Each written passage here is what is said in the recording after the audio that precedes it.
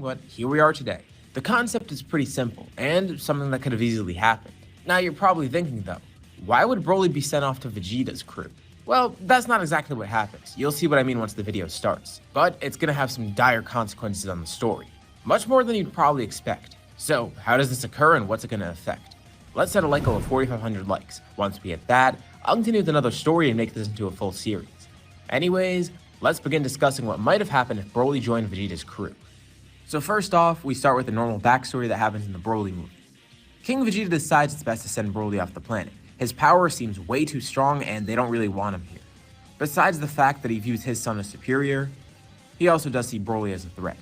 So Broly is sent to Vampa like normal, meaning Paragus chases after him. And this is where things begin to change. With Paragus going after Broly, they kind of want to stop that. They don't want him finding Broly because what happens if he finds him and then brings him back here? Thankfully, they already have some units out in space. So from Planet Vegeta, they send a signal to Nappa.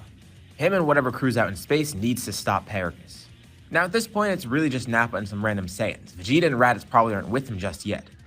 But they are going to be soon. And since Nappa is going to be with Vegeta, King Vegeta does trust him with this task too. Nappa's crew heads out, intercepting Paragus' ship. They force it to land on a nearby planet and see Paragus on there with Beats. Now Beats isn't the issue, so they just leave him aside, telling him to head back to Planet Vegeta. Paragus asks what the hell they're doing, and Nappa says he already knows. He's going directly against orders, and he's basically deserting the Saiyans. He's betraying them. Paragus is infuriated, and no more words are exchanged. A fight begins between Paragus and Nappa, and this fight would actually be pretty even.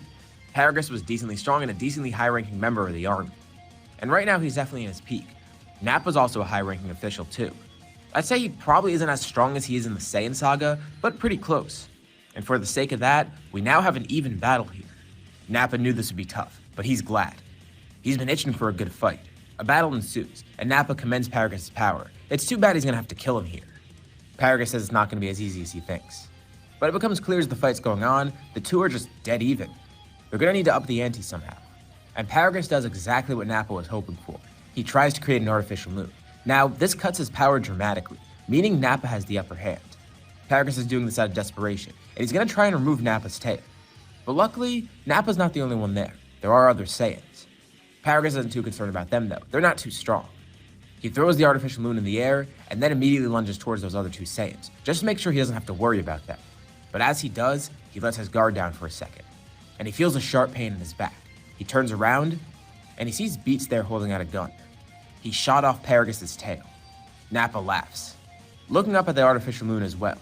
Not only is Paragus' power lowered, but he also can't transform anymore, meaning Nappa can make this really easy. He begins growing in size as he fully transforms into a Great Ape, and Paragus tries to fight back, but it's pretty hopeless. Nappa stomps on him, and with this one attack, Paragus is killed. Ugh. Now he has to clean Paragus off his foot. But whatever, that's dealt with now. Some more time passes. Vegeta and Raditz are now with Nappa, and Nappa begins wondering too. There was that one other Saiyan that was out in space, the one that Paragus was looking for. It's on his mind, but he doesn't really have any reason to pursue that, until Planet Vegeta is destroyed. Seemingly all the Saiyans are wiped out, except for Vegeta, Nappa, and Raditz. But there are a few others spread about that they know of. For one, Raditz has a young brother sent somewhere, although he's probably too weak to even help them now. Vegeta has the same situation, knowing that Tarble is out there somewhere. But Nappa actually has the perfect idea of who to recruit first. An abandoned Saiyan. One who was abandoned because of his power. It might be risky, but now that they have less Saiyans, this is really their only shot. They need as many people as they can gather. He just has to figure out where Paragus was heading to. It was some remote planet that was supposed to be hostile. Maybe the kid's not even alive anymore. But Vegeta says he's a Saiyan. He will survive. In their free time while in the Frieza Force, they begin researching these different planets. And at one point, they do fly by one where they sense a strong power. Their scouters are going haywire, but then they just go back to normal.